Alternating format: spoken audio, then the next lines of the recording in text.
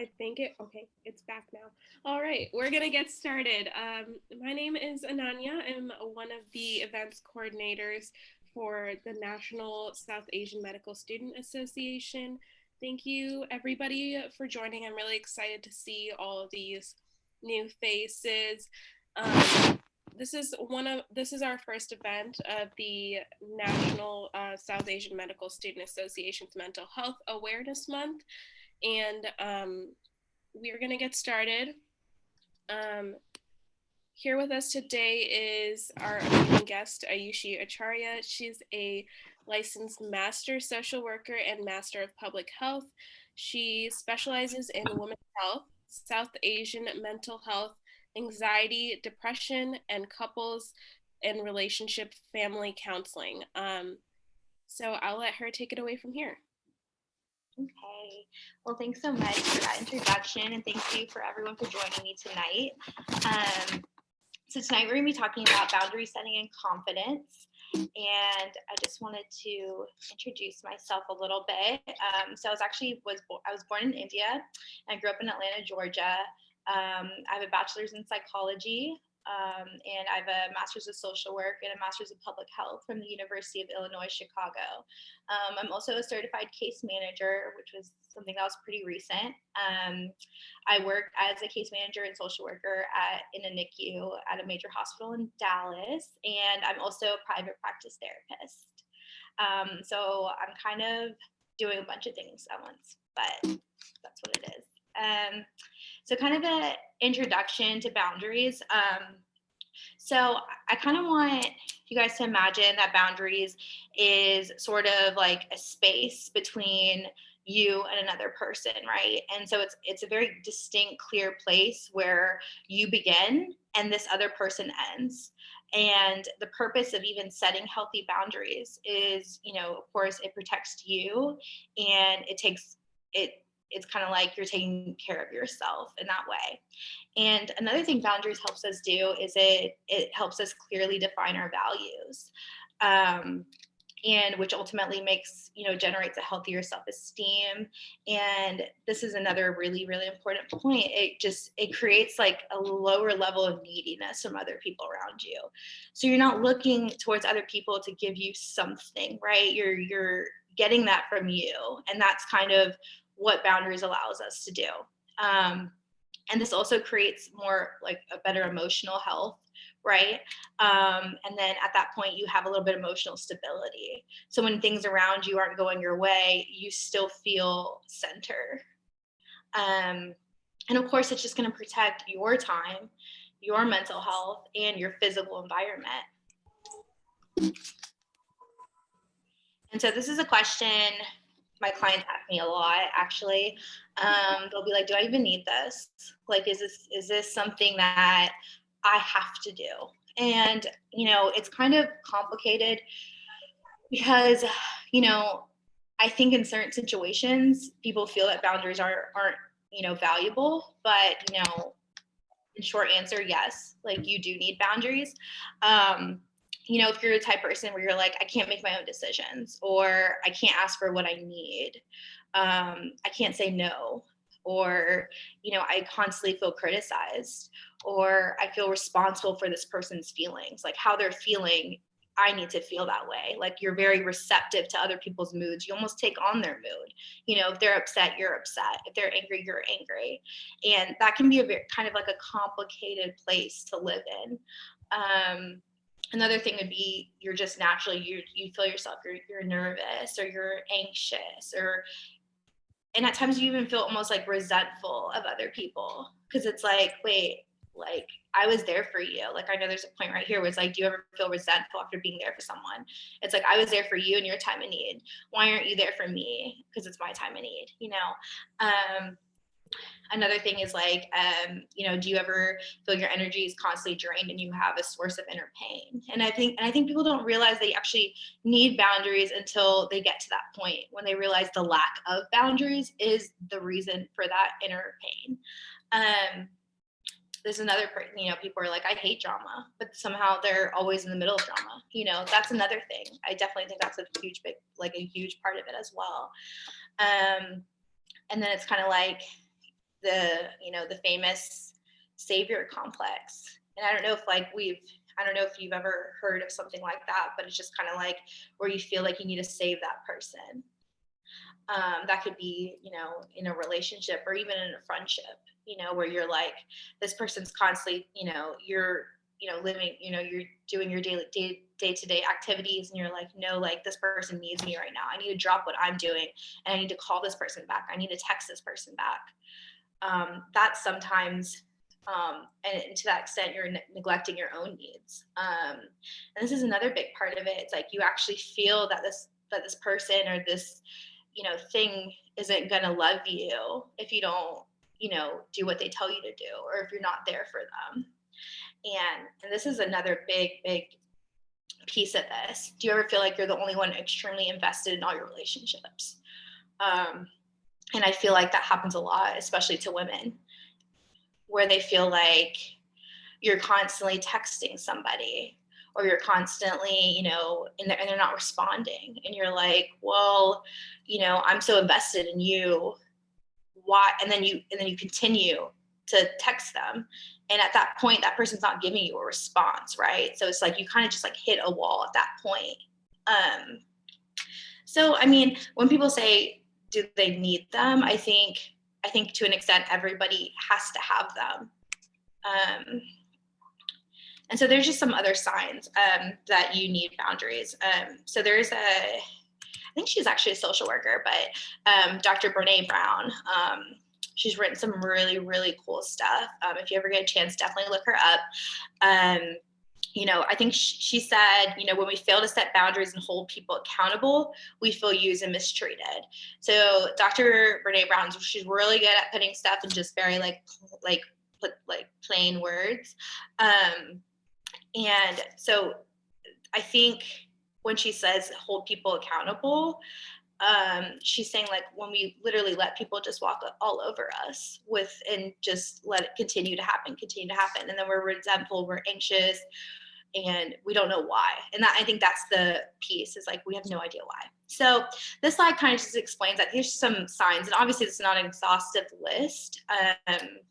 But it could just be like your radar is off when it comes to oversharing. I mean, that could be like you're on a first date and you're telling someone intimate details about yourself, or you meet like a friend of a friend and you're, disclosing information that you don't really have that relationship with this person, that you should be telling them that. Or it's a coworker, or it's your supervisor, and, and you don't really pay attention to their body language, or they're kind of like, I don't know if like you should be telling me this, but okay. Like, it's like, it's people that need that connection so badly that they don't even care to protect themselves. Another one's like being victimized by others. It's just like, oh, like they didn't actually show me like, 100% of like how much they love me and how much affection. So that must mean that there's something wrong with me. And why would they think there's something wrong with me? You really feel like others don't respect you. Like they don't care, like they don't respect your time, like they're not going to text you back, they're not going to call you back.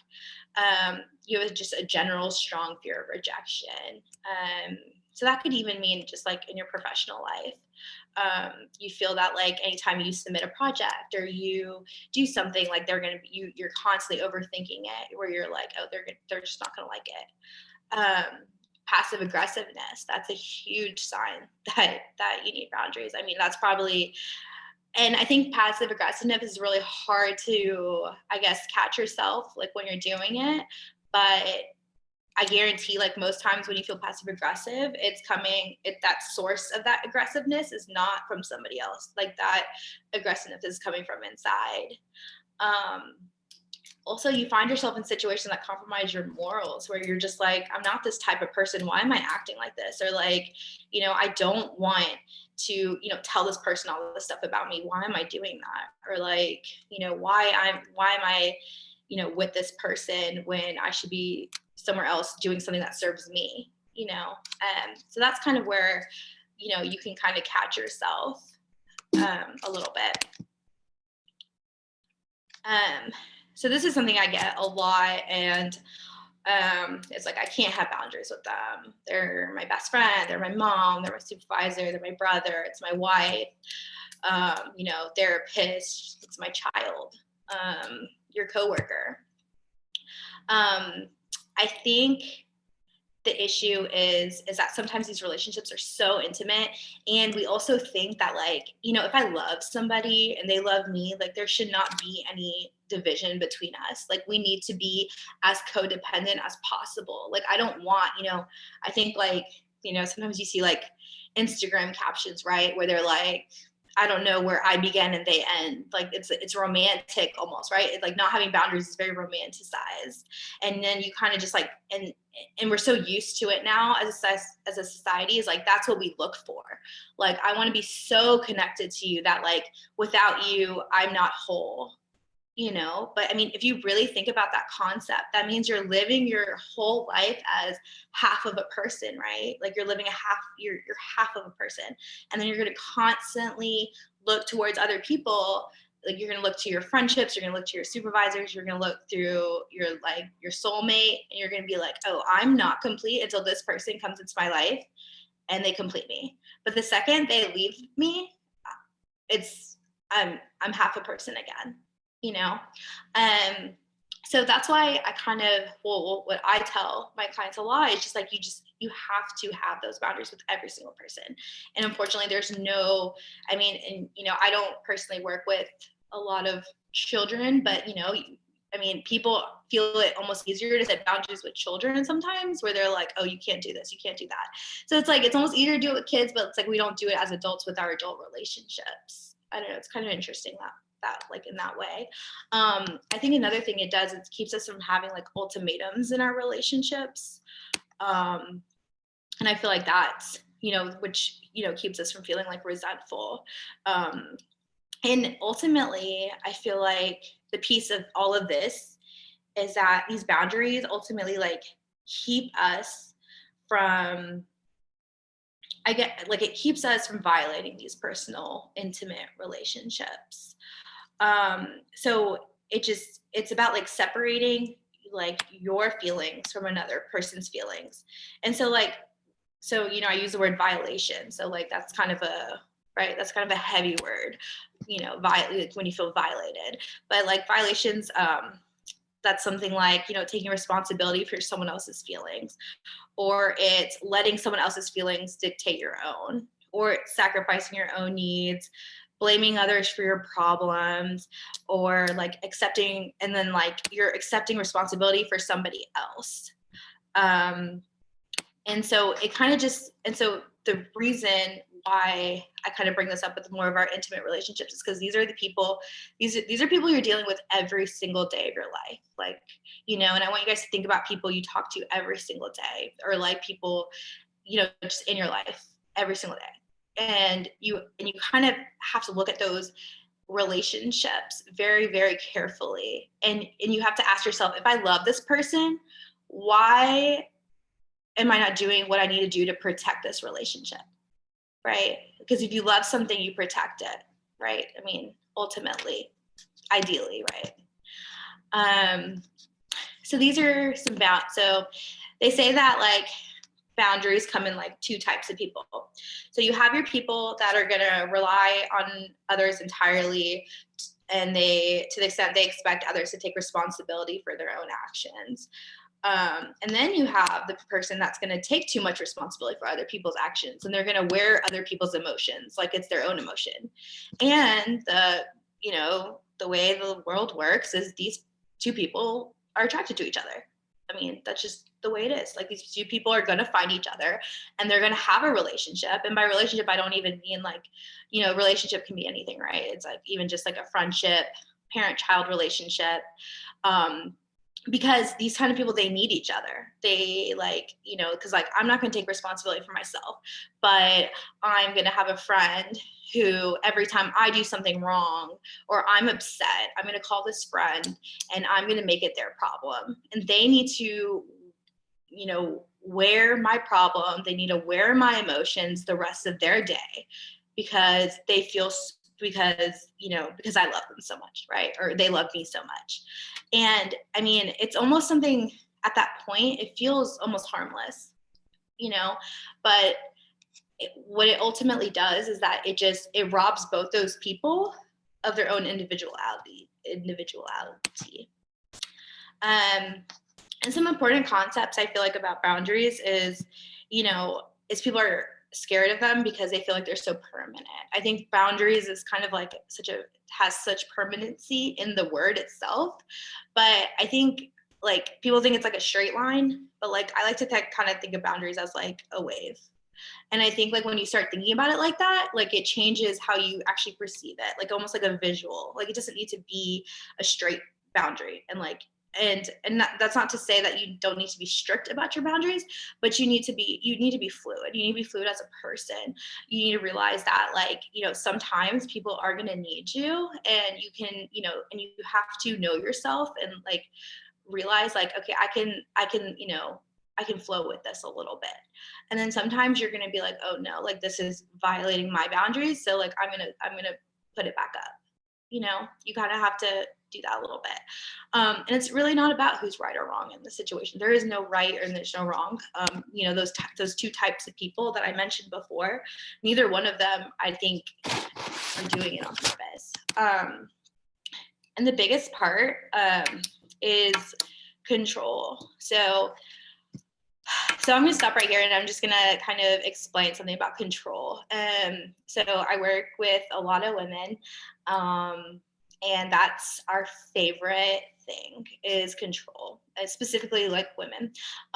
We want control over, our surroundings. We want control over our relationships. We want control over our children. We want control over like the weather. We want control over everything to an extent that we have no control. It's almost like we control everything so much that we lose control of ourselves to an extent where, and the problem is that you act so out of your character at that point that you realize that you don't really have control of absolutely anything.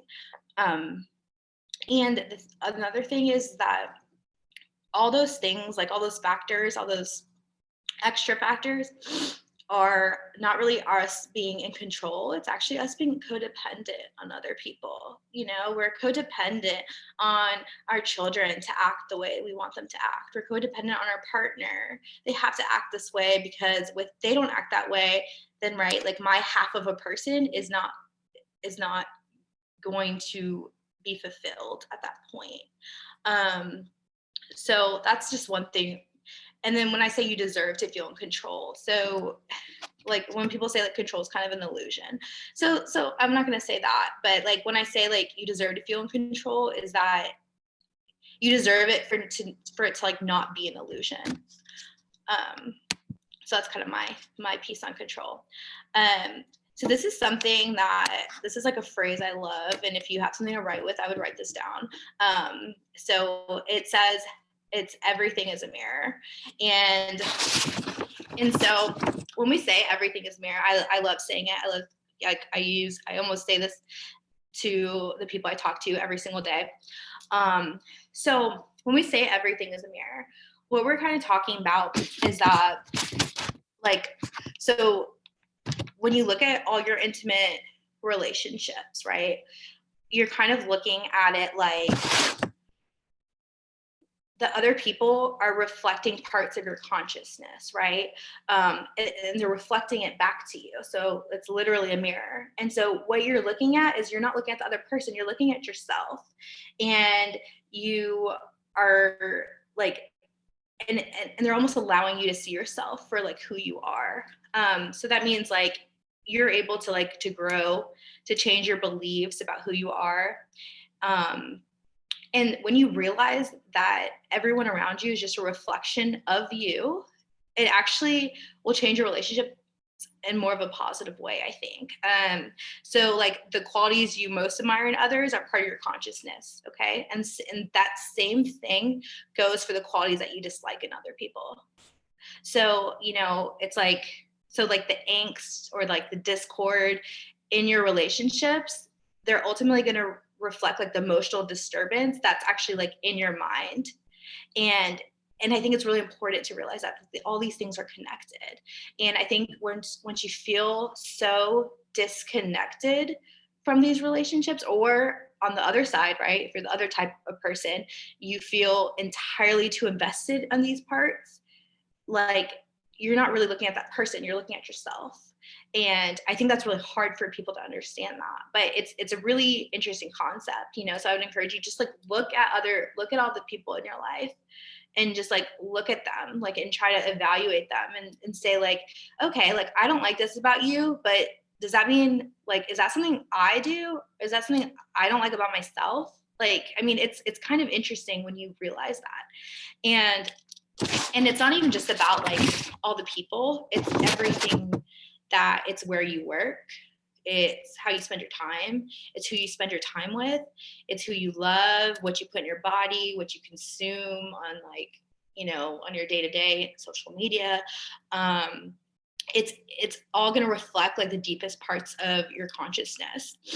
And you know, we also don't want to take that responsibility sometimes, is that like, so we don't want to take this responsibility that we're consuming too much of other people, because that means that we're forgetting our own identity.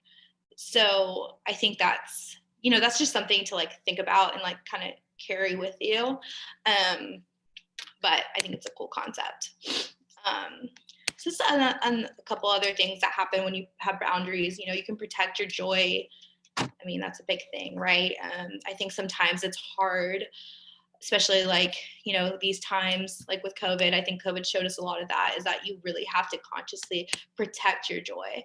And then when you're so stressed out all the time, and you're so nervous and you're so anxious, like at what point are you actually enjoying your life? And learning to ask for space. I think that's become like a really like taboo topic, right? Like, you know, if you're dating a guy and he doesn't respond, and you're like, and he's like, well, I just want some space, like that's gonna send you, right? Like that's gonna, like, you're like, what, you want space? Or like, you know, with a friend, it's like, hey, I can't talk right now, like I need some space. And it's like, oh yeah, this, you know, why does she want space from me, right? Like, why does she want space from me? But I think if everyone kind of just jointly agrees that like it's okay to ask for some space sometimes, I think it would be less offensive almost. And delegating tasks, you know, so bad at that, right? Like it's definitely a skill, and people don't see that as a skill, but it's a huge skill. And I would definitely say that's a skill, especially in the workplace. So here's just a couple of examples of poor boundaries. So these are kind of 4 concepts that I've created. They're not like research concepts. I'm just gonna go ahead. You know, these are kind of just like what I kind of put together. So blaming others. So an example of that is like my coworker messed up this whole project. That's why I'm struggling so much today. So it's just kind of like, you're not taking accountability.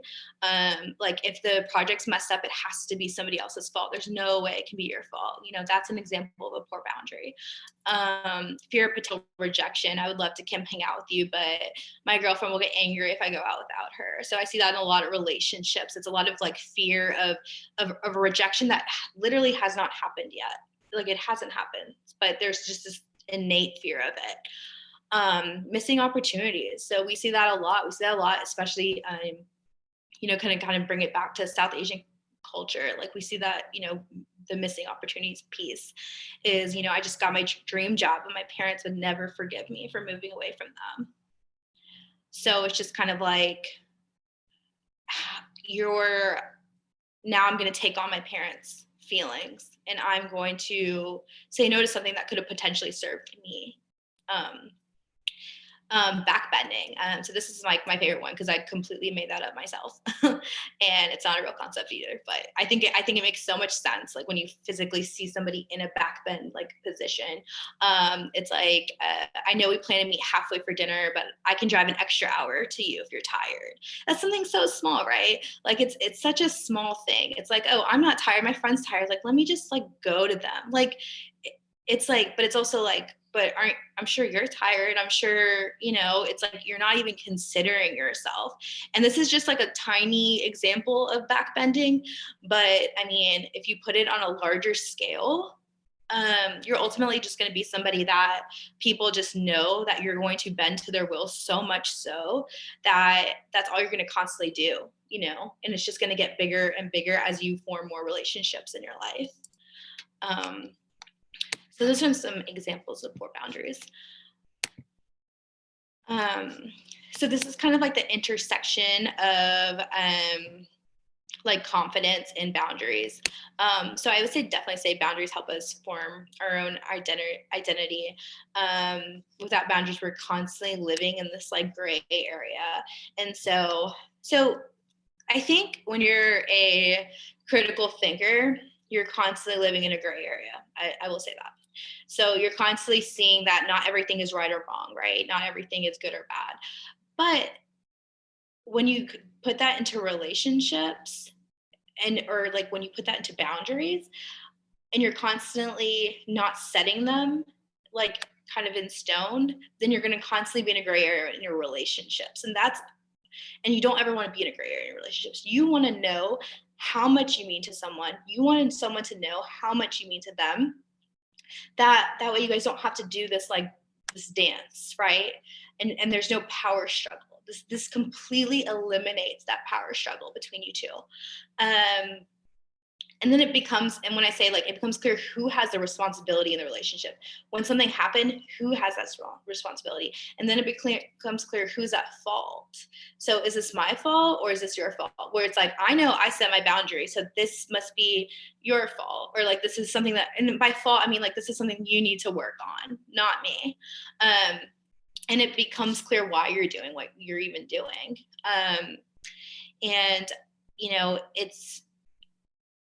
And I think it just provides clarity. So that's like a word that I think is so important in relationships. You need to have clarity with your boundaries. You need to have clarity in your relationships with every single person. Like this could be like your preceptor at work, or this could be your friend, your significant other.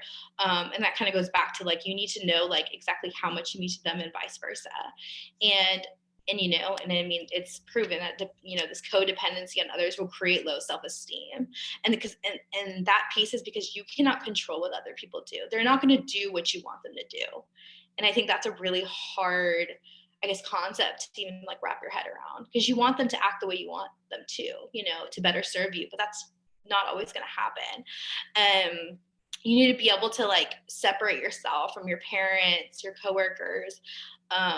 And you also have to figure out, what do I value? And then it's like, can you draw the line between the validation someone else provides for you and your own self-esteem? So is that separate, or is that dependent on the validation someone gives you? So you really have to look into yourself and say like, if I do a good job, did I do a good job because I think I did a good job, or did I do a good job because this person told me that? Like, am I beautiful because he tells me I'm beautiful, or do I actually believe that? Like, those are very separate things. Oh no. Okay, so this is kind of like a case study, if you will.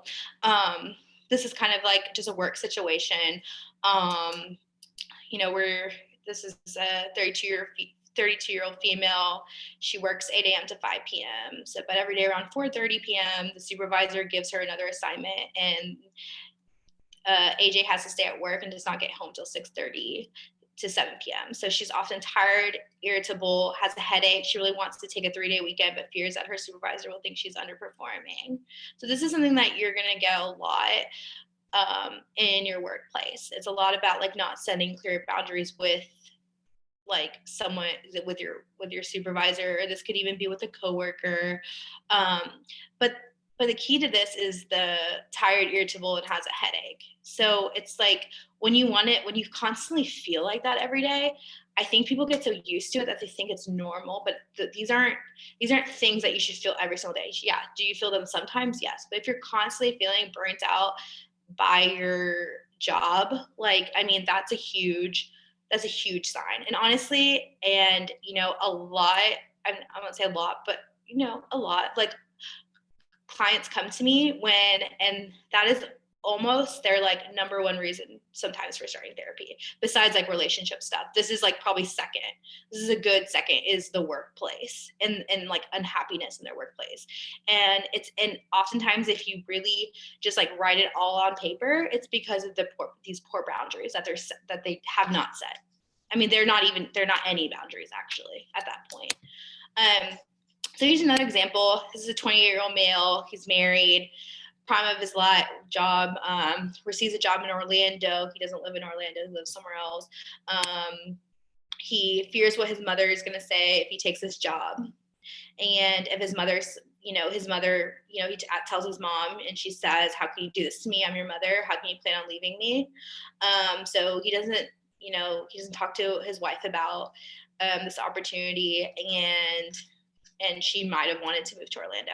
So here you see, and this is something that this was a South Asian client of mine, and you kind of see where you are, where he's just completely not having any boundaries, right, with his mother, and then he's already like taking on his mom's angst, his mom's pain, just the kind of like, how can you do this to me? Like, why would you ever do this to me when I gave you so many things?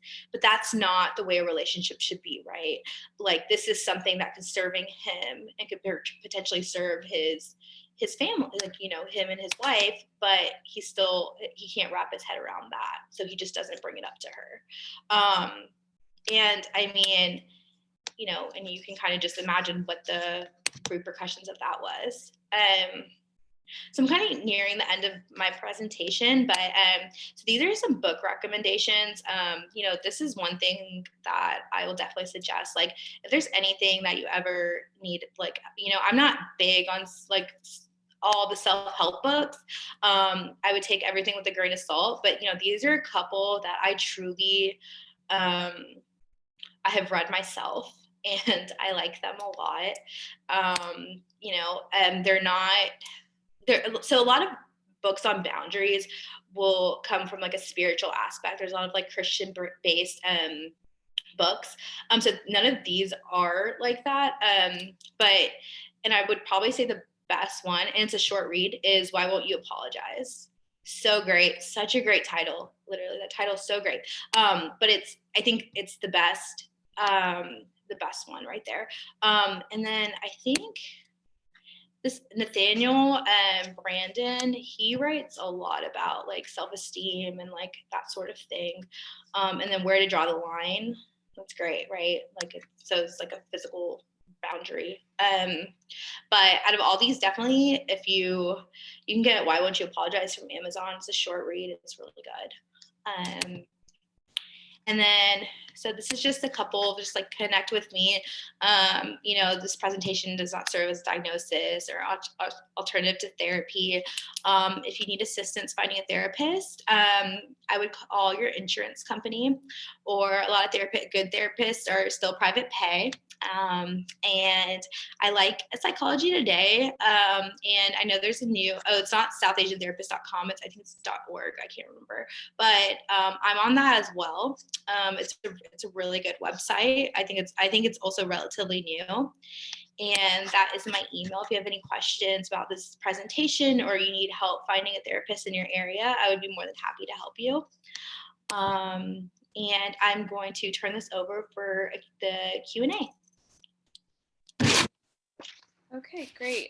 Thank you so much. That was super informative. I will kind of turn it over to you guys. If anyone wants to turn on their cameras and their their microphones and ask questions, please feel free to do so, or you could just throw it in the chat and I'm happy to ask it for you.